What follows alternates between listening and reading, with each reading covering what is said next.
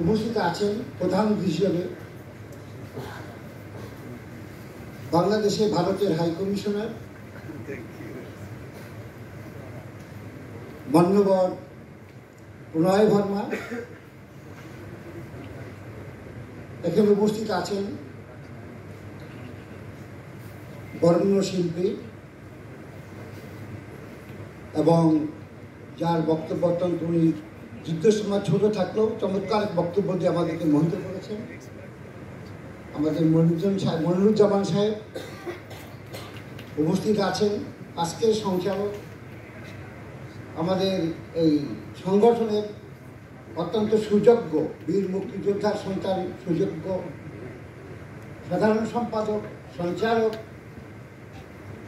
জনাব আশরাফুল ইসলাম। উপস্থিত আছেন মঞ্চে যুদ্ধাহত বীর মুক্তিযোদ্ধা নাজির আহমদ চৌধুরী এবং আমি সামনে দেখতে পাচ্ছি আজকে বেশ কয়েকজন যুদ্ধাহত মুক্তিযোদ্ধা আছেন শহীদের সন্তানরা আছেন, অর্থাৎ শহীদ মুক্তিযোদ্ধার সন্তানরা আছেন, সুধী মণ্ডলী আপনার যারা আছেন এখানে, এবং মুক্তিযুদ্ধের সময় যাদের জন্মই হয়নি বা অনেকে খুব ছোট ছিলেন, যেমন আমাদের দেশের প্রখ্যাত আবৃত্তিকার আমাদের টিপু মুন্সি। আমি একজন বাংলাদেশের প্রখ্যাত গীতিকার সুরকার যিনি ছিলেন এবং অর্থাৎ ইমতিয়াজ আহমেদ বুলবুল সম্ভবত আপনার বন্ধু ছিল। উনি তখন একত্রে ওরা স্কুলে পড়তেন, তিনি সহ তার শিল্পীবৃন্দ যারা আছেন এবং যারা এখানে অন্যান্য এডুকেশন মিডিয়ার ব্যক্তিত্ব যারা আছেন, বিশেষ করে ভারতীয় হাইকমিশনের সাথে যারা এসেছেন তাদের সবাইকে আমার আন্তরিক অভিনন্দন। আজকের এই দিনটি মূলত কিন্তু মৈত্রী দিবস। কিসের মৈত্রী, কার সাথে মৈত্রী? মৈত্রী হচ্ছে বাংলাদেশ ভারতের সাথে মৈত্রী। একটা বিষয় না বলেই পারছি না, জাতির এই ক্রান্তি লগ্ন একটা চরম দুঃসময় সম্ভবত এই আমাদের সংগঠনের পক্ষ থেকে এই দিবসটিকে আমি নিঃসন্দেহে বলবো ছোট পরিসর হলেও আড়ম্বরের সাথে আমরা অনুষ্ঠানটা পালিত করছি। বাংলাদেশে মনে হয় আর কোনো সংগঠন বা অর্গানাইজেশন করার জন্য তাদের এরকম সৌভাগ্য হয়নি। তাদের ইচ্ছা থাকলেও তারা করতে পারছে না।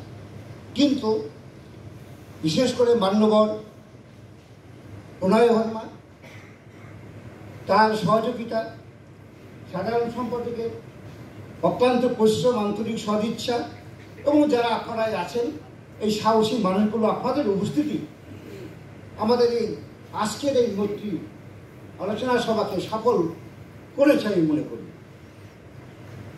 আসলে 1971 সালে এই 6 ডিসেম্বর তো একদিনে আসেনি।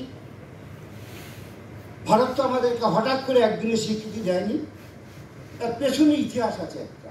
আমি একটু সময় নিচ্ছি, কিন্তু একজন যুদ্ধাহত মুক্তিযোদ্ধা হিসাবে আমি কথা বলছি এবং আমার কাছে খুব ভালো লাগছে এই যে আপনারা শ্রোতা দর্শক যারা আছেন উপস্থিতি আছেন, অত্যন্ত আগ্রহের সাথে আপনারা সবার বক্তব্য শুনেছেন।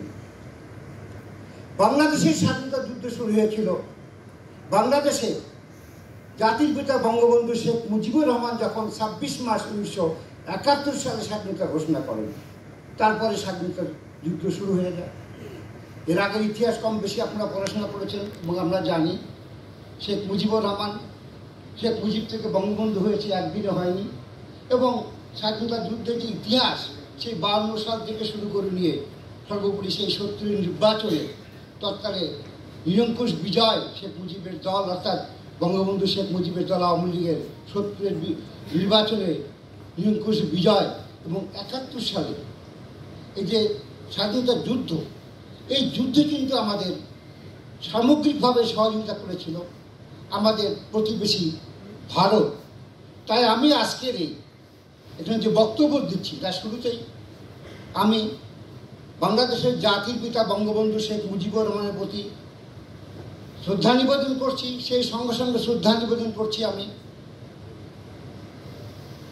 সারা পৃথিবীর মধ্যে বৃহত্তম গণতান্ত্রিক দেশ ভারতের তৎকালীন প্রধানমন্ত্রী মহর্ষি নারী শ্রীমতী ইন্দিরা গান্ধীকে, কেন ইন্দিরা গান্ধী যদি আমাদেরকে এবং তার সরকার যদি আমাদেরকে 1 কোটি মানুষকে আশ্রয় না দিত, মুক্তিযোদ্ধাদেরকে ট্রেনিং না দিত, আমাদেরকে সাহায্য সহযোগিতা না করত, বিশেষ করে সারা পৃথিবীর বুকে যুদ্ধের শুরু থেকে বাংলাদেশের স্বাধীনতার পক্ষে ভারত সমর্থন দিয়ে, শুধু ভারতই সমর্থন দেয়নি, তার সাথে আর একটি পরাশক্তি অর্থাৎ সুপার পাওয়ার রাশিয়াকেও তার সাথে নিতে পেরেছিলেন ইন্দিরা গান্ধী।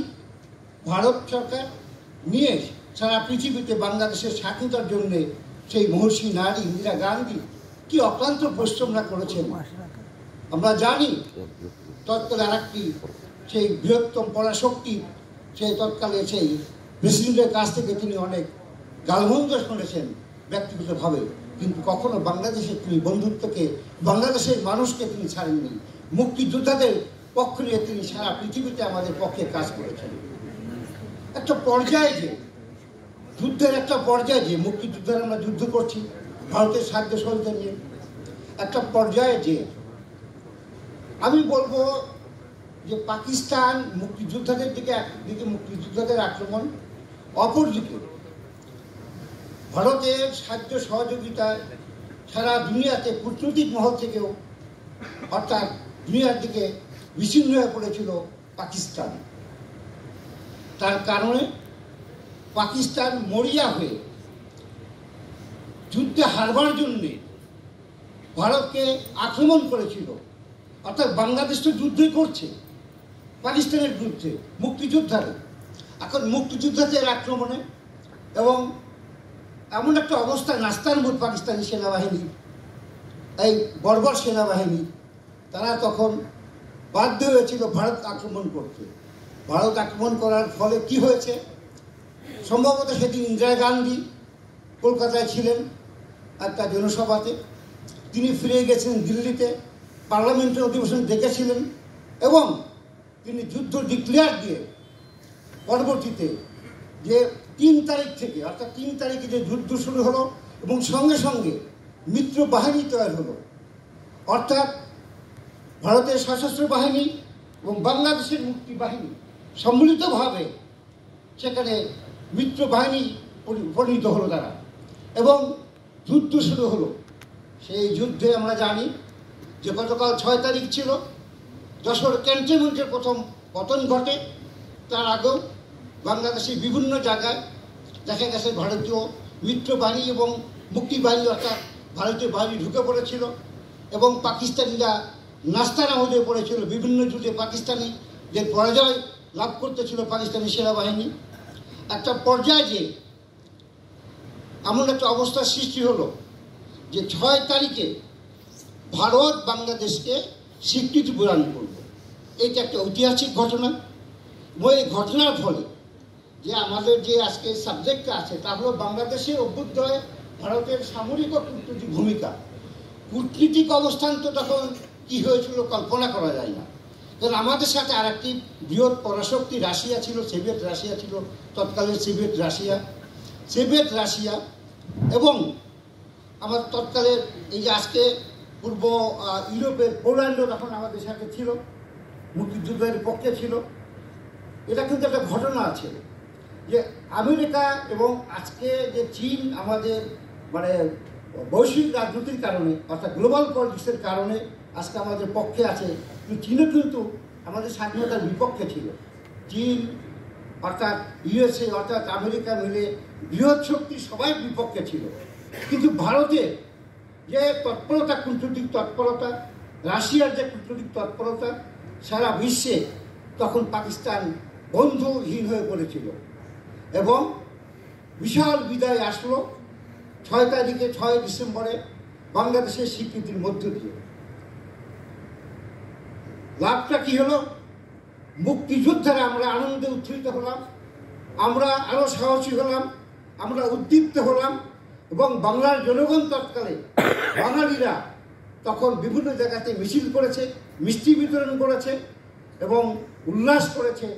সমগ্র দেশব্যাপী যখন বাঙালিরা তখন সাহসে তারা সাহস সঞ্চার করে বিরতি হয়ে যায়, তার মানে তাহলে বাংলাদেশের স্বাধীনতা আর যাতে যুদ্ধের পরিসমাপ্তি না ঘটে, আর যেন শেষ না হয়। কিন্তু রাশিয়া এবং ভারতের তৎপরতা এবং সর্বশেষ রাশিয়ার ভেরোতে কিন্তু আমাদের তাদের সেটাও ভেস্তে দেয়। অর্থাৎ বাংলাদেশে আর মাত্র কয়েকদিন আজ থেকে 16ই ডিসেম্বর মিত্র বাহিনী তারা বাংলাদেশে অভ্যন্তরে ঢুকে পড়ে। জেনারেল নিয়াজি তখন বাধ্য হয়ে তার সৈন্যদেরকে আদেশ করে, নির্দেশ দেয় রিট্রিট করতে, অর্থাৎ ঢাকায় চলে আসতে। কিন্তু তারা যখন ঢাকা চলে আসতে পারছিল না এমন অবস্থা, রাস্তাঘাটে সাধারণ মানুষ তাদেরকে মার দিচ্ছিল। মিত্রবাহিনীর কাছে মার খাচ্ছিল তারা, সাধারণ পাবলিকও তাদেরকে গ্রামে গঞ্জে তাদেরকে দেখা গেছে যে তাদেরকে আঘাত করেছে, তাদের কাছে অস্ত্র কেড়ে নিয়েছে। এই সব তখন বাংলাদেশের অবস্থা। তাই আমি মনে করি এই বাংলাদেশের অভ্যুদয়, বাংলাদেশের চূড়ান্ত বিজয় 16 ডিসেম্বরে ভারতের 6 তারিখের স্বীকৃতিটা বিশাল গুরুত্বপূর্ণ ছিল, অর্থবহ ছিল এবং আমাদের এই বিজয়কে ত্বরান্বিত করেছে। এবং যুদ্ধের যে ট্যাকটিক্স থাকে, ওয়ার স্ট্র্যাটেজি যেটা বলা হয়, সেটা কিন্তু পাল্টে দিয়েছিল। পাল্টে দিয়ে অতি দ্রুত সেখানে আমরা বিজয় লাভ করেছিলাম।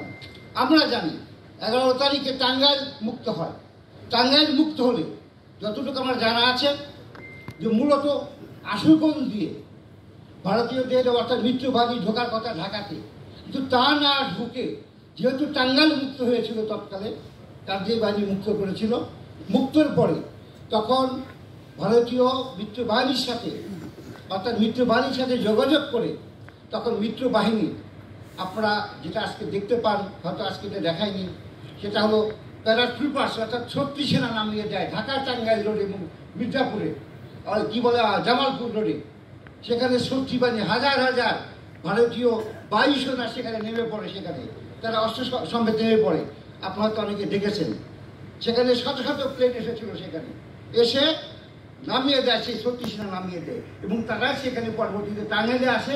টাঙ্গাইলে তাদের জন্য একটা বেস করে, সেখানে সেই বেসে সেখানে তারা প্রথম সেখানে টাঙ্গাইলে জেলা যেটা আছে যে আমরা প্রশাসন কার্যালয় বলি, বিশাল মাঠ, সেখানে তারা ক্যাম্প করে এবং ওখান থেকে তারা সেখানে খাওয়া দাওয়া করে আবার ঢাকার দিকে মার্চ করে এবং 16 ডিসেম্বরে কিন্তু ঢাকার পতনটা ত্বরান্বিত হয় এবং সকাল 10টার মধ্যে তখন জেনারেল নিয়াজি সারেন্ডার করতে বাধ্য হয়। এটা একটা ইতিহাস, সেটা কিন্তু সম্ভব হয়েছিল এই 6 তারিখের কারণে। তাই এই 6 তারিখ বাঙালি জাতির কাছে, বাংলাদেশের কাছে অত্যন্ত অর্থপূর্ণ, গুরুত্বপূর্ণ, এটা ভুলবার নয়। আজকে দেশের এই যে অবস্থা, তাতে করে আমি মনে করি যিনি বিশেষ করে আমি আমার এই প্রণয় বর্মাজিকে বলবো যে আপনার এই আমাদেরকে সমর্থন দিয়ে, উদ্যোগ দিয়ে, উৎসাহ দিয়ে এই অনুষ্ঠানটা করবার জন্য যে সহযোগিতা করেছেন, আপনাকে সংগঠনের পক্ষে থেকে আমি এবং আমাদের এই মুক্তিযোদ্ধা এবং যারা মুক্তিযুদ্ধের পক্ষের এখানে যারা অডিয়েন্স আছে তাদের পক্ষ থেকে আপনাকে আমি আন্তরিক ধন্যবাদ জানাচ্ছি।